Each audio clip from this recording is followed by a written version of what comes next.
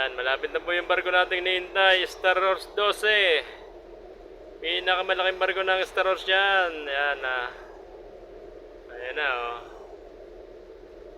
Galing pong Masbate yan.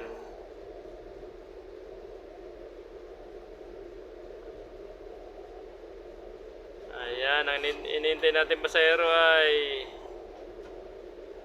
may higit 400 na estudyante dadalhin sa Manila.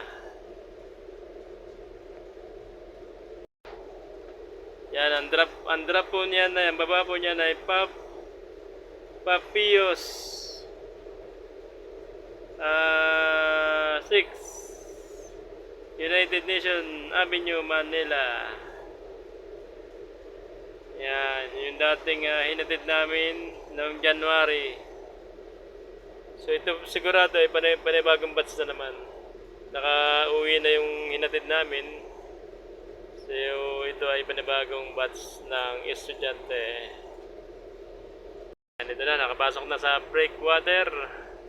So ang pasok po niya na ay atras po yan, atras. Magre-reverse pa po yan. Tapos ang pasok dito sa daungan ay patras.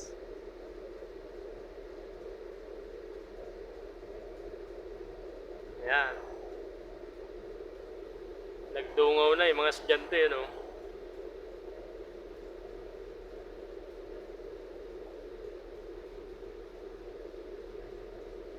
So, maraming sakayan. Mga pasahero at saka tracking. So, kalimitan tracking dyan yung mga may lamang livestock. Mga baka, kalabaw.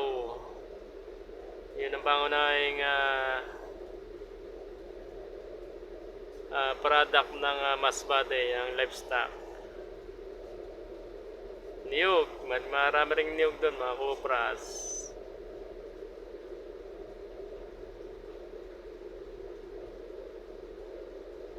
Yan na oh. Magre-reverse na po yan, yan oh. Galing no, kapitan no.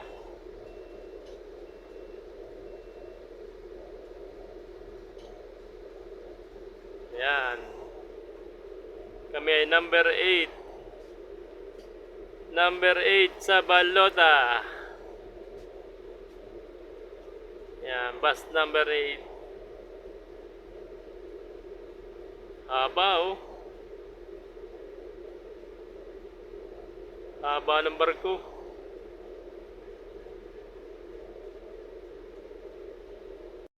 Yan oh.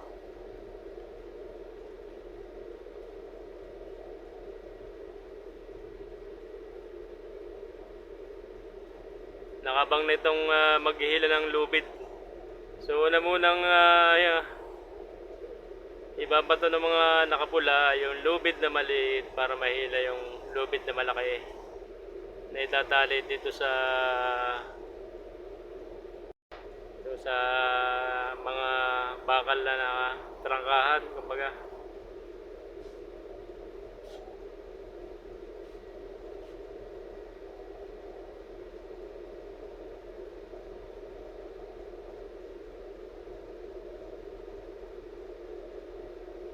Yan, habang nagpapatras yan ay naghahanda na rin yung mga pasahero na kunin yung mga bag nila, yung mga dala-dala nila, saka yung mga truck. Yan, mga truck driver naghahanda na rin yan.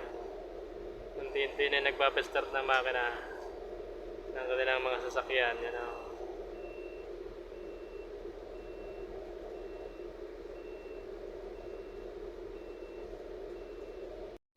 Yan, magpapatras na po yan, no? Atras naman po yan, atras.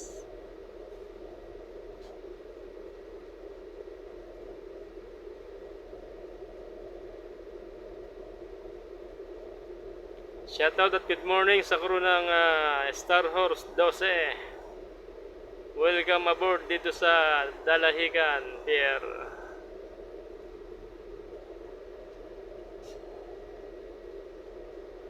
Yan na, oh.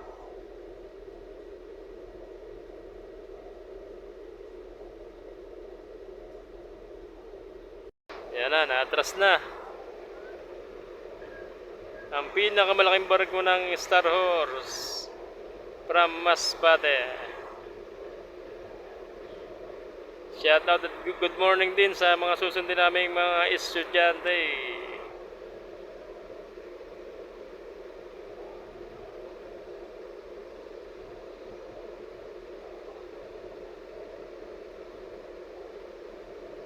Galing oh, saktuhan lang oh. Laki oh. Ayun oh, yung mama naka-ready na. Iagis na yung pinakamaliit na lubid para mahila yung pinakamalaking lubid. Yun, hinagis na oh. Hinagis na po, hinagis na. Yun. Yan, yung mga pasahero namin nasa taas pa.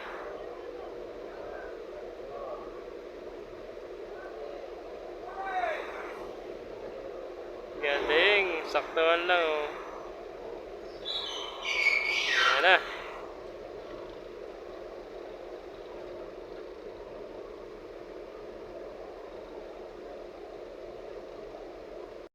Yun, yung malalaking lupit na yun, oh.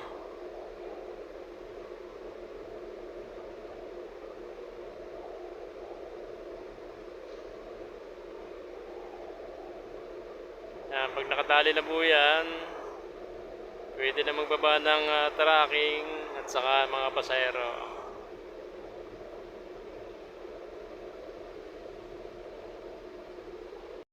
Yan, mga truck ang nauna lumabas para yung mga pasahero ay safe. Kasi kung magkakasabay baka maipit yung mga pasahero. Yan, mga pasahero, yan na. Yan na yung mga pasahero. Dalawang truck naman pala pinalabas tapos ay pasahero na.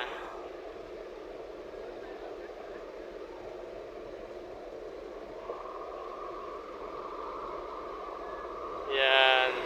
Yung iba dyan ay pa-Manila. May mga kasama na tayo ng sasahod dyan. Kukuha ng pasahero na sa kabilang stasyon. Sa kabilang building. Sa isang building na yan. Ito, kukunin natin mga estudyante. Ito, mga nakakulay asul na ito. Yan, oh.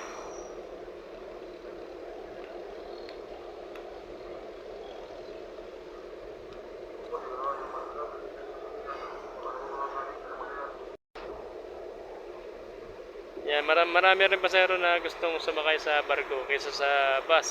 Sa barko kasi ay nakakatulog ng maayos, nakahiga. Samantalang sa bus ay nakabulang, matagtag. Lalo lang ay malubak sa Quezon. Mula Lupi hanggang Quezon, malubak pa rin. Sa barko, yan o. Sitting pretty sila, nakahiga sila.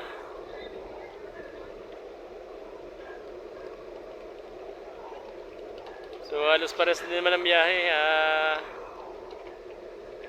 Ito ay malis ng alas 3 ng hapon.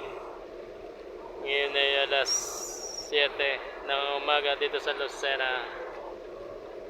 Yan ang mga estudyante na susundin natin. Mga nakakulay blue. Yan, marami rin pasahero pa Manila, yan oh.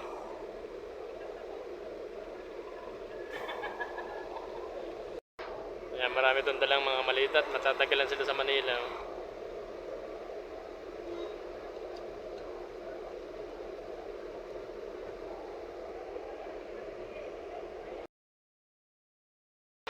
Ayan, pinakain muna namin sa looms itong mga estudyante.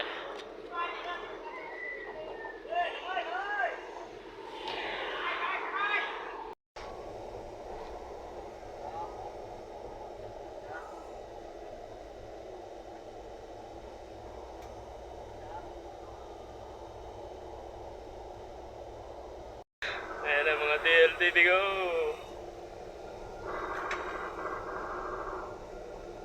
Ang gandang tingnan pag sunod-sunod to.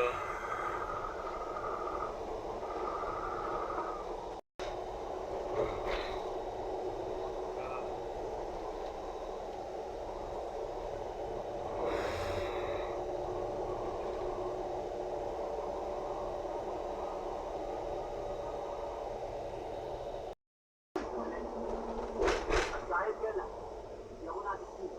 Nagiging careful si dito. Okay? Alin? Pero sabi ng mga tao, hindi ko si Boy Nuno eh. Hindi ko lang matulog, baka masakao na. Ano yan? Sandali lang, sandali. Baka mapupuli kayo sige namin eh. Tulog na kayo. Sige na. Yan na yung mga taga Masbate. Welcome to Manila na Masbate. Masbate boys. Yan mga estudyante ano. Hindi naman pera yan. At yan, galing sa maganda. Kapilig na lang kayo. Huwag na kayo pala para walang matakot. Yun, doon sila magtutuloy.